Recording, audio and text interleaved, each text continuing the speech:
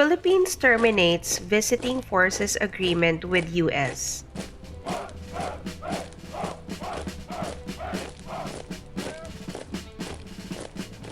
Yesterday, the Philippines sent the U.S. a notice to terminate the visiting forces agreement. It marks the beginning of the 180-day period until the termination is finalized. U.S. Defense Secretary Mark Esper called the move unfortunate. The Visiting Forces Agreement of 1988 is an agreement between Manila and Washington that allows U.S. military aircraft and vessels free entry into Philippine territory. It also allows U.S. military personnel to enter the Philippines under relaxed visa and passport policies.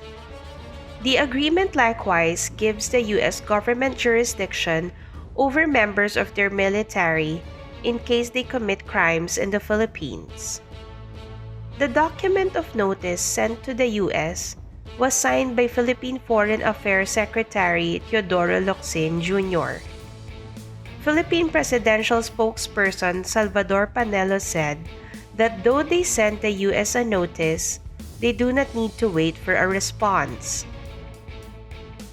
The Visiting Forces Agreement can be terminated by either of the countries. Panelo said that the Philippine government would have probably spoken to the U.S. about the agreement during a bilateral dialogue this March. The U.S. Embassy in the Philippines has stated that the termination of the agreement will greatly affect the relationship between the two countries. Locsin told the Philippine Senate last week that he would rather have a vigorous review of the Visiting Forces Agreement.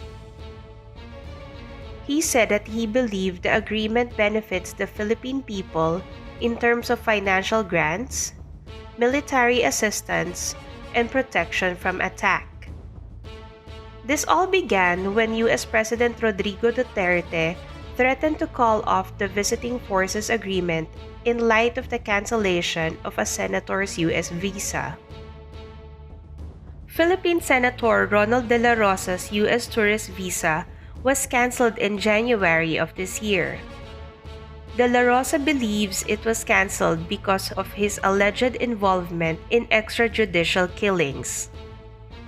From 2016 to 2018, De La Rosa acted as the chief of the Philippine National Police. Duterte's infamous drug war began in 2016, killing over 12,000 Filipinos. The Philippine government has also cited U.S. Senator support for Senator Laila de Lima as a reason for the termination of the agreement. De Lima opposed the drug war, was arrested on drug charges in February 2017, and remains imprisoned. The U.S. has banned Philippine government officials who played a part in de Lima's arrest. Just last month, the U.S. Senate voted to freeze the assets of and deny entry to those in Philippine government involved in extrajudicial killings and the detention of de Lima. The Philippine government continues to deny that it has played a part in extrajudicial killings.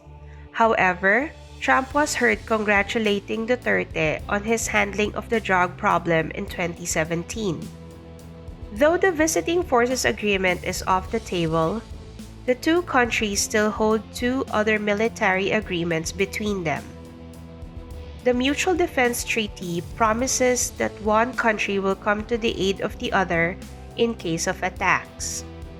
The Enhanced Defense Cooperation Agreement allows the U.S. to operate 5 of their bases in the Philippines. The Philippine government is still not certain how the termination of the first agreement will impact the other two.